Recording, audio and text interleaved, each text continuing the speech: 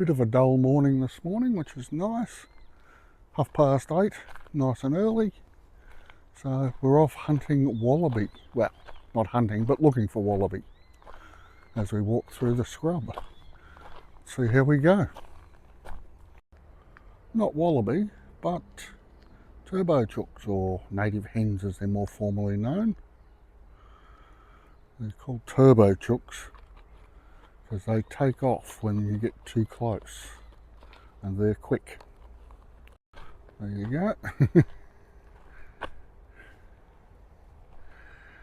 Not overly concerned by humans, but they do have that internal run trigger. Pleasant little path. We're in Latrobe, by the way.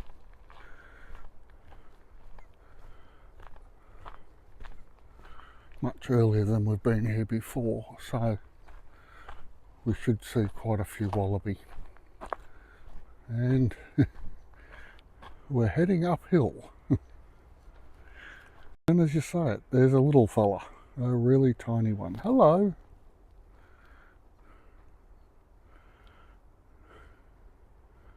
Very early on.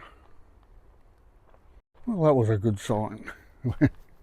Should see plenty of wildlife. We've got another shot of him. See, and you can see in there, low cover, plenty of hidey holes. Not overly concerned, just keeping an eye on me. We'll leave him be. And we'll also have our eye out for the superb fairy wren. They are really magnificent little birds. Lots of broken cover, lots of space there for wallabies and other wildlife too, I guess. But they have been cases known where the smaller ones were taken by eagles, so being under cover like that keeps them safe. A couple of them. You can see the big one there feeding away, and just over the top of that log to his left, you can see the face looking up at us. Behind that tree that's just started sprouting. Not concerned by people at all. And looking back at them from a bit further along the path. Really impressive little critters. And you can see through the gap in the trees there how close we are to the main town of Latrobe. It's quite a pleasant gift to have these critters so close to civilization. Upward, ever upward. A different forest from the tree fern dominated Gondwanan species we saw in Fern Glade. This is more your typical sclerophyll eucalypt forest.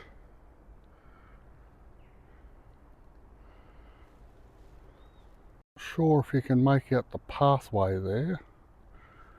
Just a very narrow animal track that comes down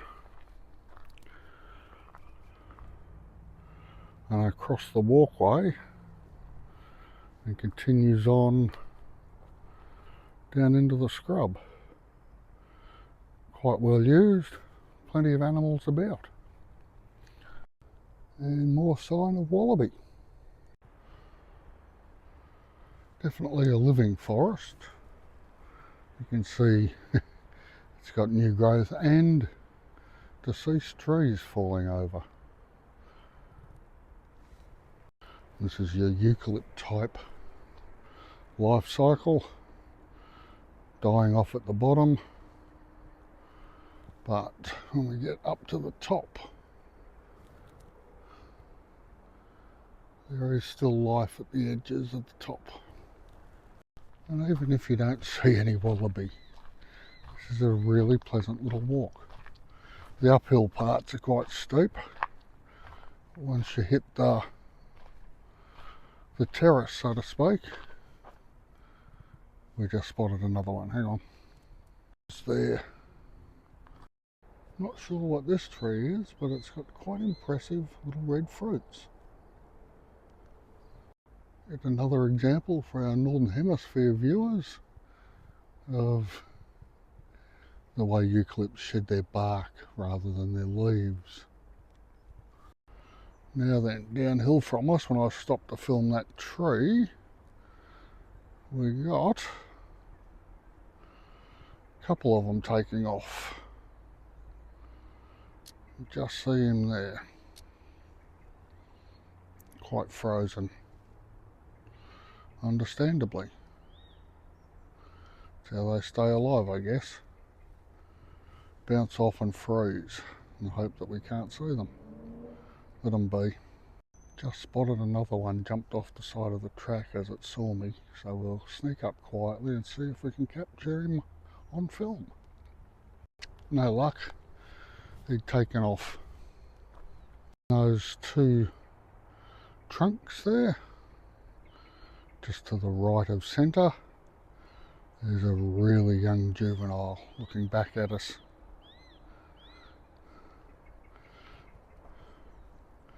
I can hear some movement off to the left as well. They do seem to be, oh, and to the right. This seems to be Wallaby Central. And there's the one off to the right, just above that piece of green leaf we've got there in the foreground for you. Nice of him to sit there.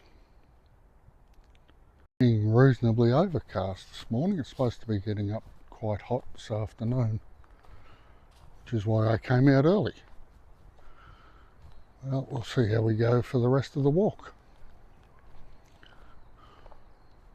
And as ever in a forest, the trick is to look through it, not at it, if you want to spot some wildlife. It's definitely wallaby country in there. As I say, there's plenty of air cover, plenty of space for them to bounce around and be safe. There's an older one looking back at us, just over that palm frond. Well, there he goes. We got some in movement. Ah! Whoa! Whole bunch of them. Oh dear. Someone's been caught in the open. I won't frighten him too much, but we'll see if we can get a little bit closer.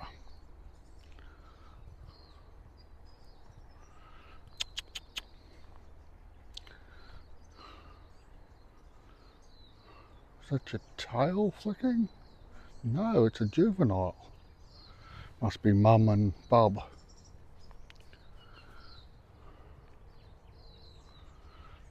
They are thick through here. It's okay. You're safe.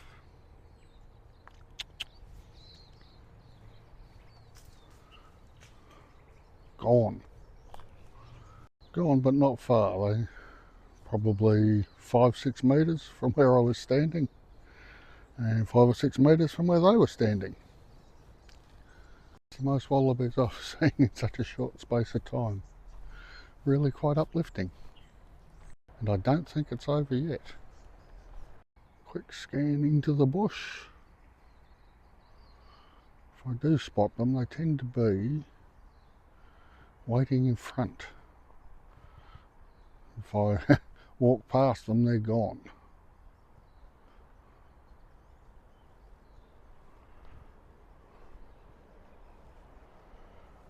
Nice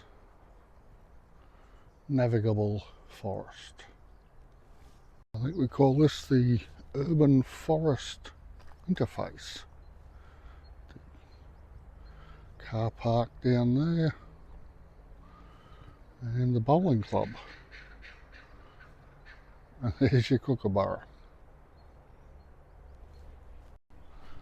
And we'll continue on. We're now looping back on ourselves. So that means all the wallaby that were at the top that ran down the hill, we might see from the other side. There might still be more on the lower side as well. So eyes peeled, ears listening. Very nice open canopy through this part of the the track. It'd be nice in the middle of winter in the sun. Not so much today when the sun comes out. There they go. They're everywhere. And there's a lone wallaby in the back there. When I say lone, I've only seen the one in this spot. And I think she may well have a joey in there from that shape. But who's to know? They're tiny little hands on them. What pleasant creatures. Yeah, I know. Hello. Like everything else here in this wide brown land and the island off its bottom, we're bothered by insects. Yeah, off you go. Bit of a definitely an odd shape compared to the others, so I think she's probably carrying a young joey in there. Off you go. You can see those post and rail up there. It's back to the start of the walk. So I guess we'll see if there's any more in that short distance. And indeed, there's one there. And I can hear another one not far away, but I can't see them. I just heard some movement in the bush. Not sure if the speakers or the mics are picking that up. But they are everywhere today. Yeah, go on. Yep. And that looks like the end of it, but we'll see. We'll see. I was wrong. There's one right at the bottom of the steps. Let's see if he hangs around as we get closer.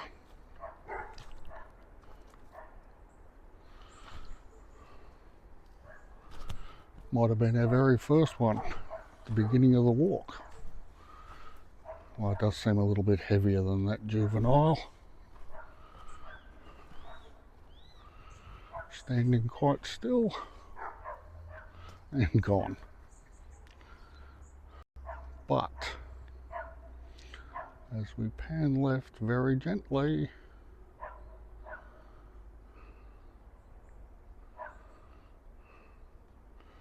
there's another sitting at the bottom of those cross logs.